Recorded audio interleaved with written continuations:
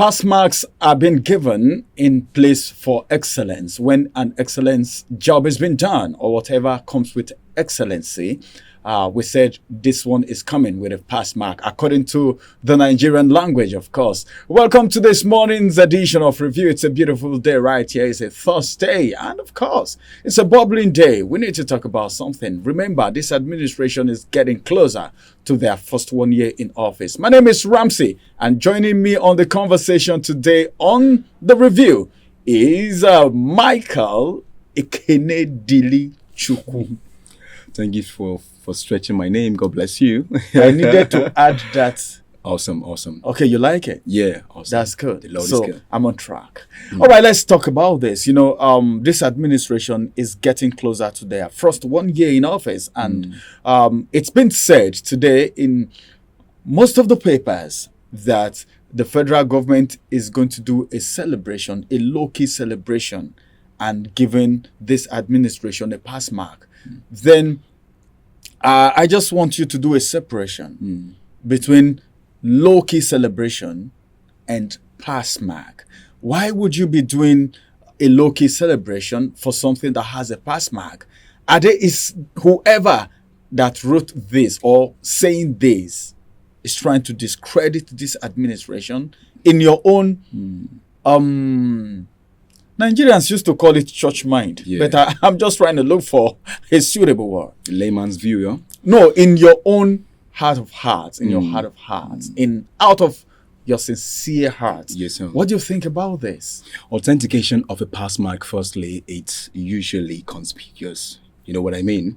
When you want to authenticate a pass mark, it becomes public. The pass mark are not usually done on low-key basis because it is meritorious. When you have a pass mark, it means you got that according to merit, and public opinions will have a say when there's a pass mark, especially when it comes to a political office holder.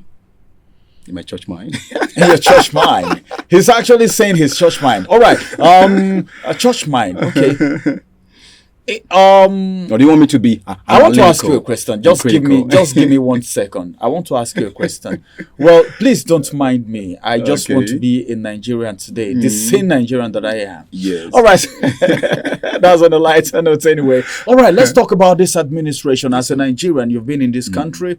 When these people took over in 2023, when this administration came into office, a lot of promises were being made. Right now, what's your assessment of this administration so far? I want to believe you've been in this country, and you've heard things, you've experienced things and policies affecting you positively, negatively, back, front, left, right, and center. So what would you have to say about this administration so far? Experientially, personally, it's been daunting challenges from one side to the other. Started from the removal of fuel subsidy.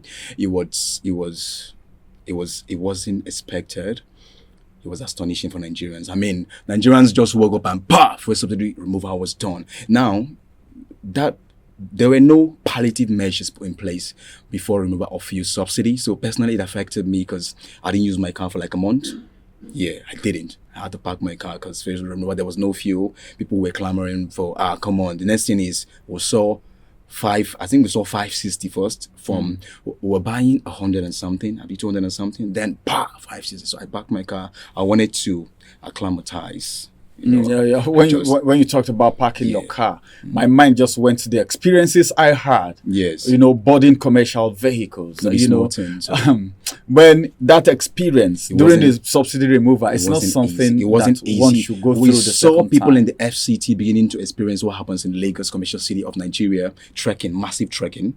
That was the only option left. Yeah, we have massive trekking. Girls that were looking like girls started looking like men. They started getting muscles in their legs. You know what I'm saying? Yes, that's what we saw. So every Nigerian has an experience to tell you that, hey, Tinubu. I think some comedians will tell you Buhari was giving us pepper, and then Tinubu came with Yoruba pepper. Yoruba pepper is usually hotter than the usual pepper. Is that so? I don't know. If you're eating the Western food, you know that Yorubas are used to eating pepper. So we got used to the pepper. Was already surviving, started get acclimated. The next thing, the price got hiked again to 700 and something. Right now, how much is the liter? Okay, it's still on 690, right? 690. Yeah, NNPC sells It 617. depends. It varies from Yeah, it varies filling from station. few Yeah. stations. NNPC sells 670. Other stations sell 690 to about 700. In some states, they're buying 1,000. So it's been critical and Then these guys challenging. that sell by the roadside, theirs is something else. 1,000 This something, black market, depending on who you see, So it's been challenging from also. And when George Akume, Secretary to the Federal Government, comes out and tells us laudable things, paints a well-written note on. If I want to start saying, maybe I'll say that the things he mentioned to tell you that Tinubu is doing well. I don't know if Nigerians will agree to that, but I'll mention them. You want me to mention them now? Okay. Yeah, he talked about that Tinubu went forth and became the lion where other president could not take such drastic but daunting policy. That's the fuel subsidy removal. He said it saved Nigeria so much money, and then he moved into infrastructure. Like if you move around the city, you see various sectors witnessing railway networks, road networks being built and all that, and that has aided that helps to connectivity of other countries, boosting businesses, agriculture. Then he came and talked about employment, food and employment, talked about security. And if you're Nigerian and you're watching and you look at this statement critically, is the SGF's trying to be, is it ironic? I actually wanted to ask you if you can actually attest to these things that the SGF has said, whether it's true or not, if you've come across anything like that or not. You want me to be No, I'm just trying factual? I'm just trying to find out from you. He used the word they call euphemism to paint what Tinubu has done. He euphemized it. Okay, but were there things he did at all? Free subsidy removal is there, but the palliative. No, as I'm referring to the things you said, the SGF said about the infrastructure, the rail. What was the other thing you talked about? Those things you said. Job employment opportunity. Yes. Do we had those things? We have some roles in the FCT, that has been expanded. Okay, on a final note now, because our time is almost up, what would you have to say? What's your advice to this administration as they clock 1 year in office? Government administration. I mean, it's challenging to be in Nigeria per se. Personally, if you're a Nigerian, you have to be a lion and lioness to survive. So we've been surviving. We tend to adjust to any situation, no matter how adverse it is or positive. We adjust. We laugh about it. We become comedians of it, and then we blend in. But then it's been really, really challenging for every Nigerian. Trust me, we cushion the effect of that depression with things we see online, the comedy skits, comedians, and it's nice making us happy. So we tend to forget what we're going through. But for the average man, every day Tom and Harry is feeling the effect of the harsh economic policies made by a government of Tinubu. Trust me, personally, I know. I think you're pouring out your heart. Yeah. What I actually asked is, what's your advice to the government, to the federal government? But then, out of the abundance of the heart, your mouth have been speaking. Please. So you're just pouring out your heart. Please. So in just one sentence now, because of our time, what is your advice to this government as they clock 1 year in office? Please, the things you promised us, the renewed hope, is not renewed hope that we're seeing. We're seeing the side effect of renewed hope. Can you please give us renewed hope again? And the promises you made to Nigeria, please take it to implementation, because the rich is crying, the poor, especially the poor. Imagine a poor man that has 6 children, cannot feed them, can't pay for school fees. The normal fufu and gari that a poor man You're trying to remind Nigerians of what they are going through. You can't drink gari again. No, gari is What an for big men. injogobogos.